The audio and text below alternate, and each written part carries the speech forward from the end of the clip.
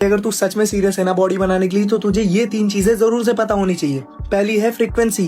Frequency का मतलब ये होता है कि भाई तू एक मसल को हफ्ते में कितनी बार ट्रेन कर रहा है। सपोज दैट मैं बाइसेप्स को हफ्ते में 1 बार ट्रेन करता हूँ तो मेरी फ्रीक्वेंसी बहुत ही लो हो गई, और अगर मैं उसी को 2 बार ट्रेन करूंगा तो मेरी फ्रीक्वेंसी बढ़ गई, और अगर मैं 3 से 4 बार ट्रेन करूंगा तो भाई मेरी फ्रीक्वेंसी बहुत ही ज्यादा हो जाएगी और शायद मेरी मसल रिकवर ना हो पाए।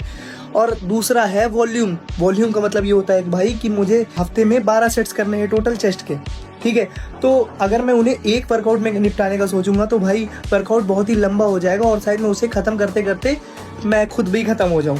तो भाई मैं उसे 2 वर्कआउट में डिवाइड कर दूंगा, जैसे 6 सेट्स एक वर्कआउट में और 6 सेट दूसरे वर्कआउट में। तो इससे मेरा वॉल्यूम मैनेज हो जाएगा, मतलब मैं टोटल 12 सेट्स भी कर लूंगा और मैं थकूंगा भी नहीं, ठीक है।